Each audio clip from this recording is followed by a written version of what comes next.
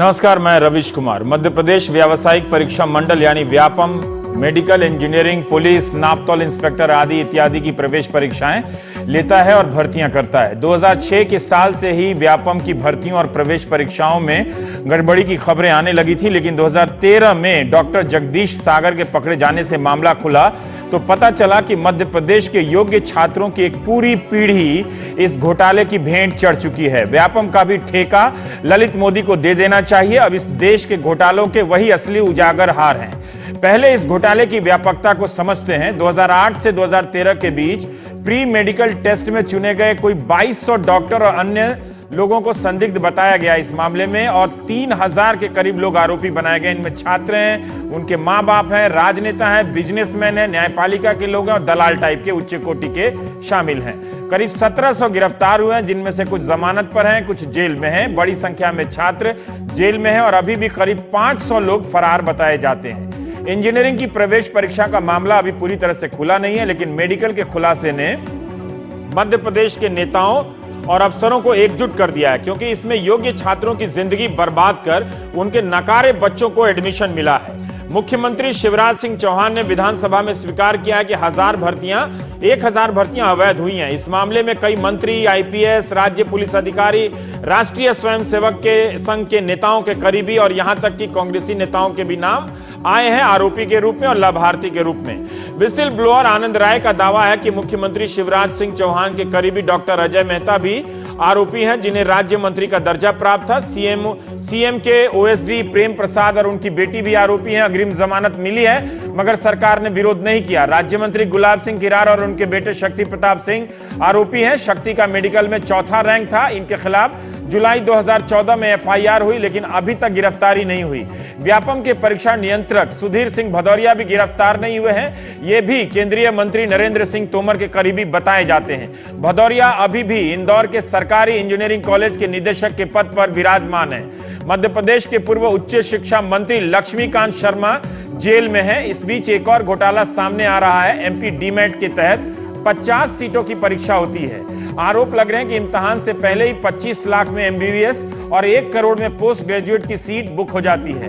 कांग्रेस नेता अरुण यादव का आरोप है कि इसमें कथित रूप से जजों के बेटे, बीजेपी से जुड़े नेताओं के बच्चों के नाम सामने आ रहे हैं। सीएम शिवराज सिंह की बहन की बेटी का भी एडमिशन 2012 में इसके तहत बताया जाता है। हाईकोर्ट में एसटीएफ ने माना है कि 23 आरोपियों की मौत हुई है। शनिवार रविवार को ही 2 मौतों को जोड़ दें तो संख्या 25 पहुंचती है। कुछ का दावा है कि 40 है। 2012 में व्यापम की आरोपी एक आदिवासी लड़की नम्रता दामोर को ट्रेन से फेंक दिया गया।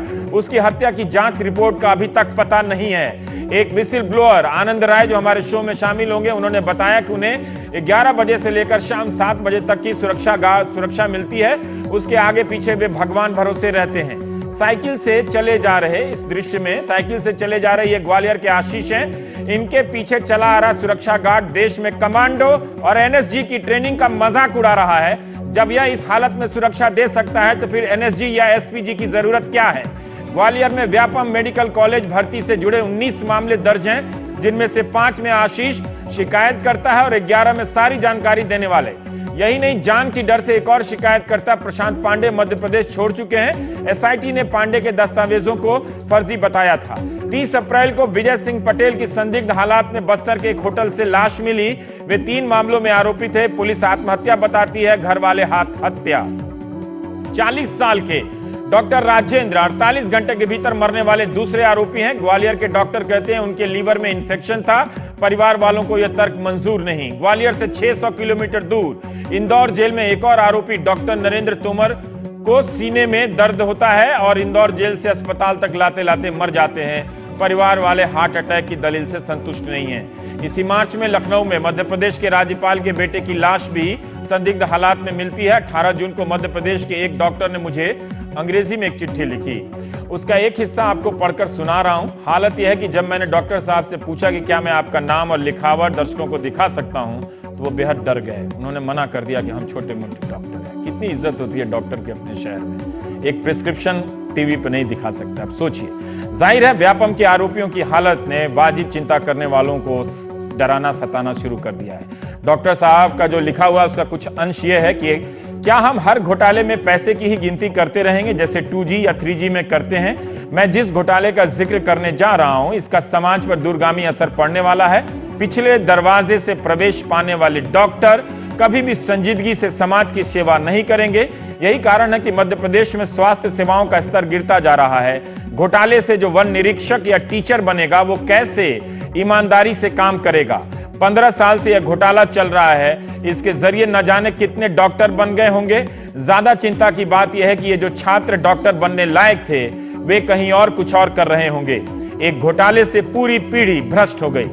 मध्य प्रदेश में हर साल 10वीं की परीक्षा में 45 से 50% बच्चे फेल हो जाते हैं। इस पर कोई ट्वीट नहीं करता है। इस साल 8,30,000 बच्चों में से 4.25 लाख यानी 50% बच्चे वहां फेल हो गए।